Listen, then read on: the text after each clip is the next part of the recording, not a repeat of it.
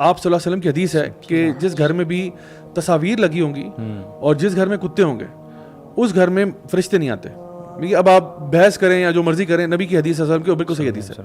جس گھر میں تصویریں لگی ہوتی ہیں اینیمیٹ چیزوں کی, لائک فار ایگزامپل لوگوں کی پکچرز لگی ہوئی ہیں, جانوروں کی تصویریں لگی ہوئی ہیں, تو یہ اگر آپ کے گھر میں ہے تو وہ ریموو کر. اللہ کے نبی صلی اللہ علیہ وسلم کا گھر تھا, جبریل علیہ السلام نہیں آئے, نبی گھر نہیں آئے تو ہمارے گھر کیا ہے, تو وہاں تو. اور اسی لیے اچھا کتا رکھنا ہے تو وہ اس کے لیے بھی شرائط ہیں. اگر فار ایگزامپل گارڈ ڈاگ آپ نے رکھا ہوا ہے, یا اگر آپ کی بکریاں چلاتے ہیں تو ان کے لیے مینجمنٹ کے لیے کتا رکھا ہوا ہے, یا پھر فار ایگزامپل آپ شکاری ہیں, شکار کے لیے آپ نے کتا رکھا ہے, ٹھیک ہے, اس کے اپنی لیونگ اسپیس میں نہ ہو. اور وہ تو بالکل ہی بری بات ہے کہ اگر آپ کے پاس صوفے پہ آ رہا ہے, صوفے پہ بیٹھ رہا ہے, نجاست ہر جگہ پھیلا رہا ہے اور آپ کے منہ چاٹ رہا ہے. نجاست کائنات کی سب سے بدترین نجاست ہے.